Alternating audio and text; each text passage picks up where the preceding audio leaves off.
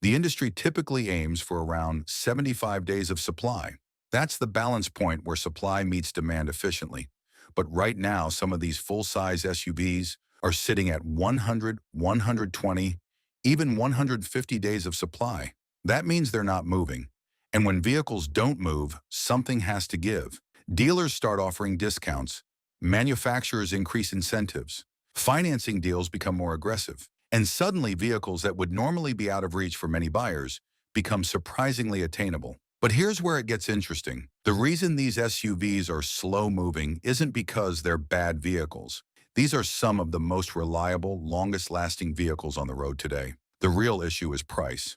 Most of these SUVs now sit in the $60,000 to $80,000 range, which pushes them beyond what the average buyer can comfortably afford. Models like the Chevrolet Tahoe, Ford Expedition, and Toyota Sequoia are no longer impulse purchases.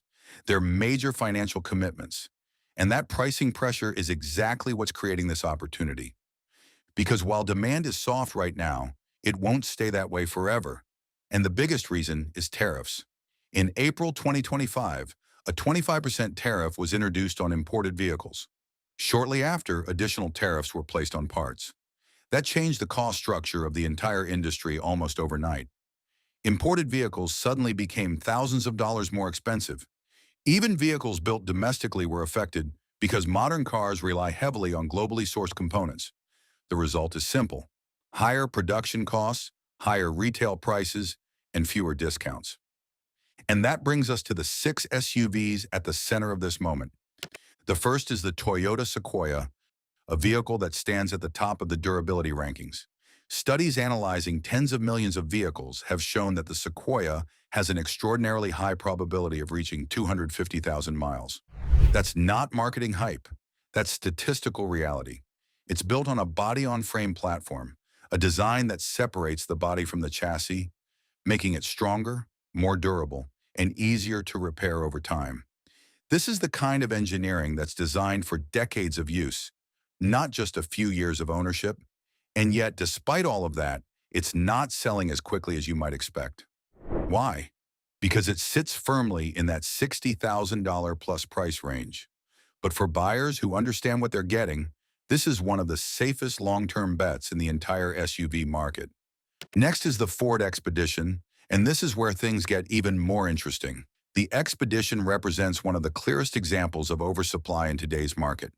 There are thousands of units available, sitting on lots waiting for buyers, and when supply builds up like that, leverage shifts. Buyers gain the upper hand, discounts become more common, dealers become more flexible.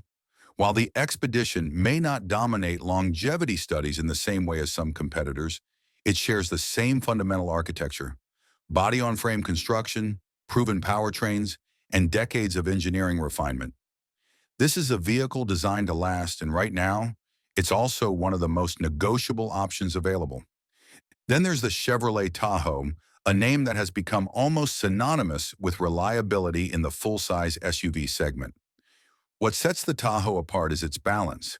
It's not just durable, it's also highly rated for dependability, quality, and overall owner satisfaction. It consistently ranks at or near the top in industry studies, and it has a proven track record of long-term performance. But even with that reputation, sales have started to soften, and that softness is creating opportunities. Incentives are increasing, discounts are becoming more visible, and buyers who move now can secure a vehicle with a proven history at a more favorable price.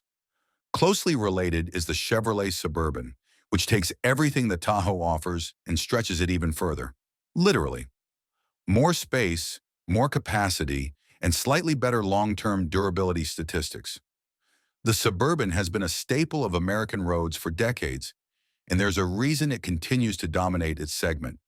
It's built for longevity, it's built for heavy use, and it's built to handle the kind of mileage that would wear out most other vehicles.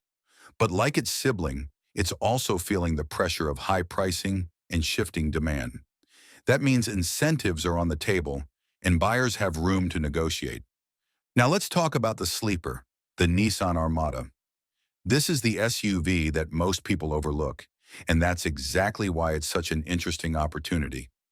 The Armada offers significant discounts compared to its competitors. It delivers strong performance, solid capability, and a comfortable interior. It has won awards. It has proven itself in real-world conditions. But brand perception holds it back. Many buyers simply don't consider it, which slows down sales. And when sales slow down, prices become more flexible. But there's another layer here. The Armada is built in Japan, which means it's directly affected by tariffs. Production has already been adjusted, and once current inventory is gone, pricing will likely increase. So what you're seeing right now is a temporary gap between value and perception. The Nissan Armada. This is the SUV that most people overlook, and that's exactly why it's such an interesting opportunity. The Armada offers significant discounts compared to its competitors.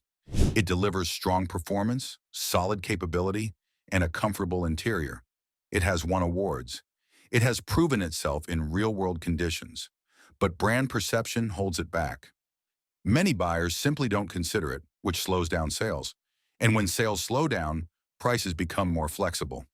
But there's another layer here. The Armada is built in Japan, which means it's directly affected by tariffs. Production has already been adjusted, and once current inventory is gone, pricing will likely increase. So what you're seeing right now is a temporary gap between value and perception. And finally, there's the legend, the Toyota Land Cruiser. This is more than just an SUV. It's a symbol of durability, a vehicle that has built its reputation over decades by doing something very few vehicles can do. Last, not just for 100,000 miles, not even just for 200,000, but for 300,000, 400,000, even 500,000 miles and beyond. There are real-world examples all over the world of Land Cruisers reaching extreme mileage while still running strong. And right now, there's a unique opportunity with leftover 2025 models. These vehicles are being discounted, offering one of the best entry points into Land Cruiser ownership in years. But that window is closing. Newer models are becoming more expensive, and demand is rising quickly. When you step back and connect all the dots, the pattern becomes clear. These 6 SUVs share 3 critical characteristics. First, they're built to last. Second, they're currently sitting in a price range that limits demand. And third, they're part of a shrinking pool of pre-tariff inventory. That combination creates a very specific kind of opportunity, one that doesn't come around often. Because as we move deeper into 2026, the market is going to shift. Prices will rise, incentives will decrease, inventory will tighten, and the vehicles replacing what's on lots today will cost more, sometimes significantly more. The deals you see now are not permanent.